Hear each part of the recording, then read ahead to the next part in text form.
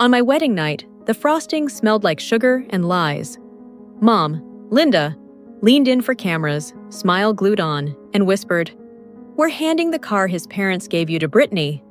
The band kept playing. Tyler froze. I felt my stomach fall through floor.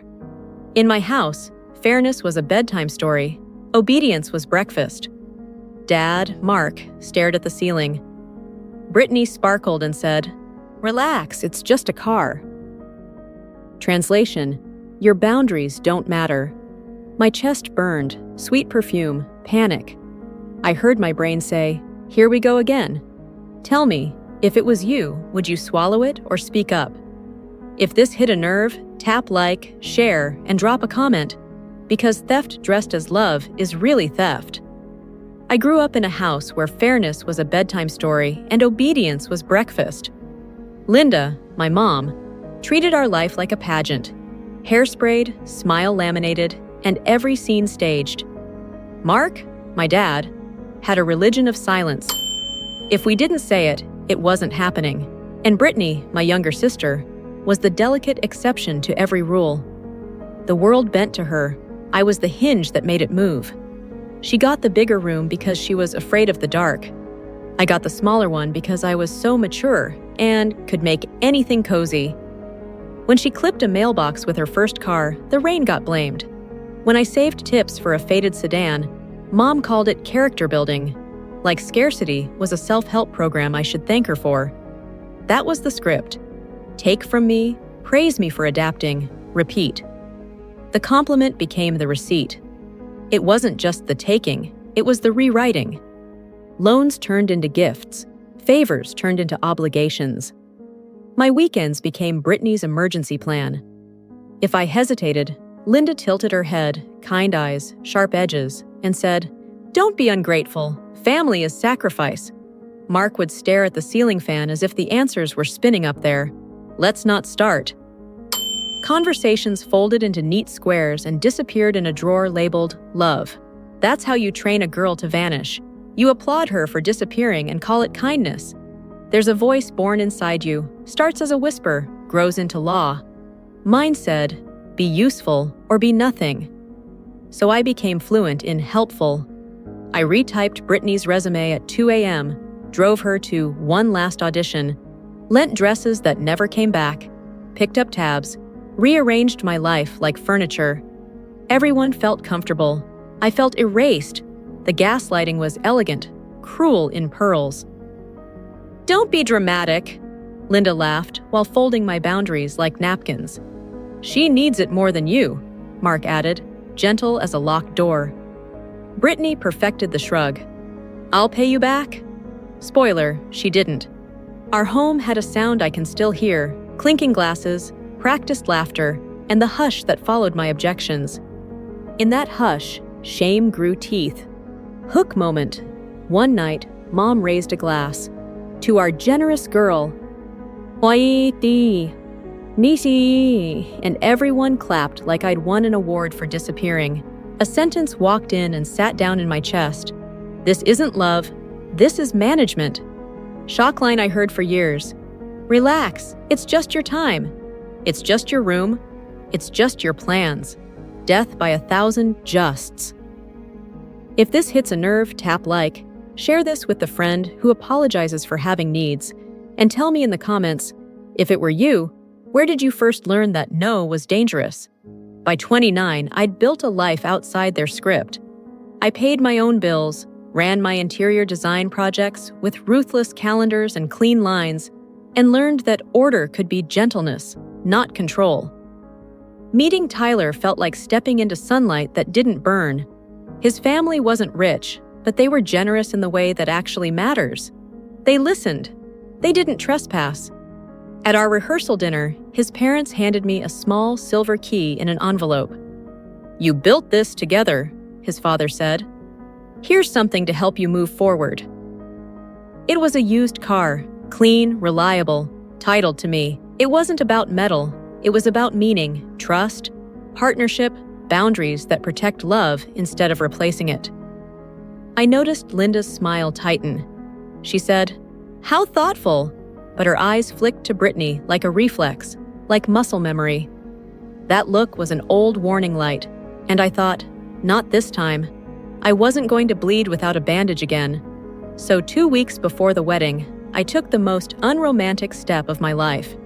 I sat in a paralegal's office with my coworker, someone who knows the law like a blueprint, and drafted a notarized declaration.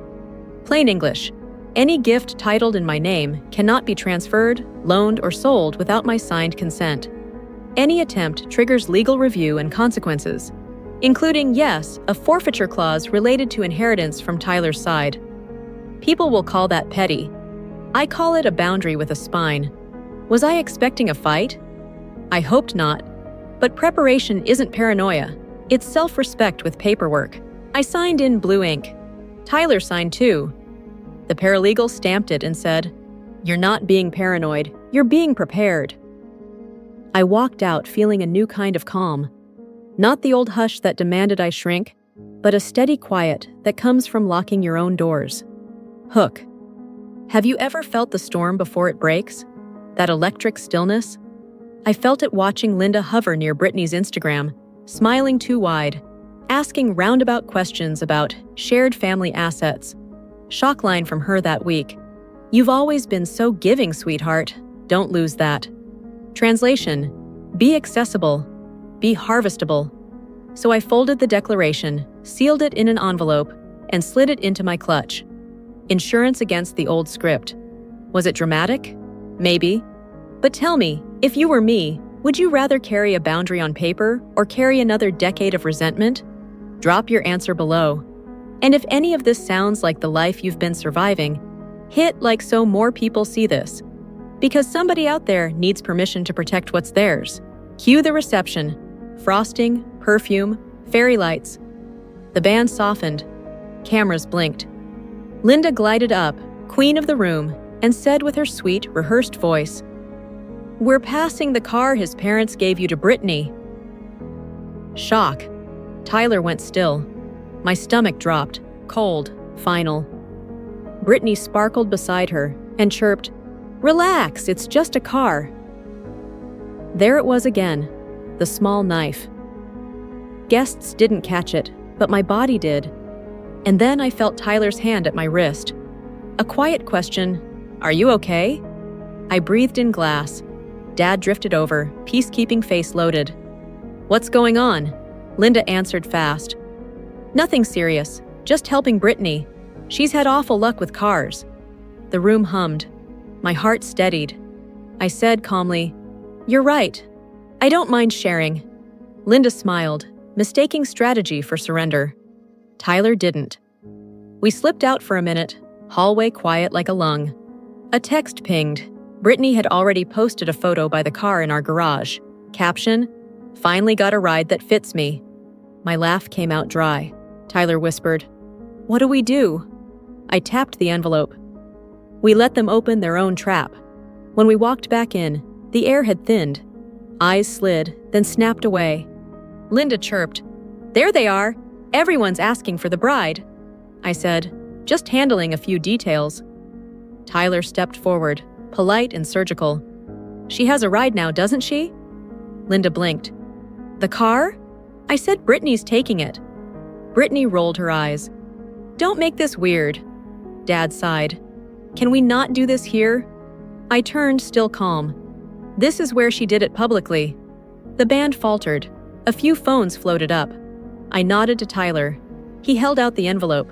Linda hesitated, then opened it. Paper rustled, color drained. "What is this?" she asked.